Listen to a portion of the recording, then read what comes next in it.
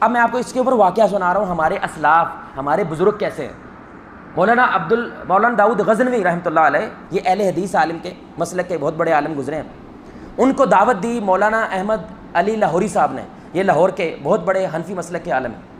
اپنے مدرسے بلایا۔ تو یہ داؤد صاحب جب اپنے مدرسے سے نکلے، انہوں نے اپنے سارے شاگردوں کو، جو خاص شاگرد ہوتے ہیں ان کے، جو اے گریڈ والے شاگرد ہوتے ہیں، تو ان کو لے کے جاتے ہیں وہ، تو ان کے کہنے لگے بیٹا ہم جہاں پہ جا رہے ہیں وہ اونچی آمین پسند نہیں کرتے یا اس سے اختلاف رکھتے ہیں، تو ہمارا اصل مقصد رواداری کو بڑھانا ہے، اتفاق اور اتحاد کی فضا کو قائم کرنا تاکہ موقف پہنچا سکیں، تو ذرا ہاتھ تھوڑا رکھنا،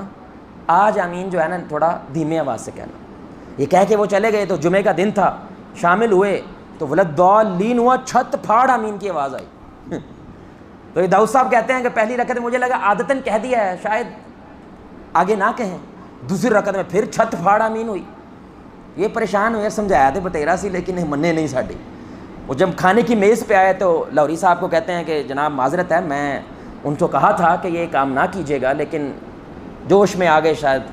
یا ان کی عادت کی وجہ سے انہوں نے دوبارہ ایسا کہہ دیا۔ انہوں نے کہا جو آپ کے شاگردوں نے ایسا نہیں کیا۔ انہوں نے کہا میں سمجھا نہیں۔ انہوں نے کہا جی آپ کی جب دعوت ہمیں ملی کہ آپ ہمارے مدرسے تشریف لا رہے ہیں، تو ہم نے اپنے شاگردوں کو بٹھایا، اپنی مسجد میں ایک درس دیا کہ ہمارے پاس مہمان آ رہے ہیں اور ان کا موقف ہے کہ آمین اونچی ہونی چاہیے، تو تسی نیوی کہندے ہو، آج اینج دی کہنی ہے کہ چھت پھاڑ دیں آپ، آج ایسی آمین کہنی ہے کہ دل خوش کر دیں آپ، یہ بھی سنت ہے، اس پہ بھی عمل کرنا چاہیے۔ کہتے ہیں تو ہمارے لوگوں نے آمین کہی ہے، آپ کے لوگوں نے نہیں کہی۔ وہ بھی کیا سوچ رہے ہیں کہ کہیں شر زیادہ نہ ہو جائے کہ صرف ایک آمین کہنے کی وجہ جس مقصد کے لیے اکٹھے ہیں وہ مقصد خراب ہو جائے، اور وہ بھی یہی سوچ رہے ہیں۔ دونوں ایک ہی اصول کی بنیاد پہ جب سوچتے ہیں، دیکھیں خیر کتنی بڑی پیدا ہو جاتی ہے، سبحان اللہ۔ تو میرے بھائی یہ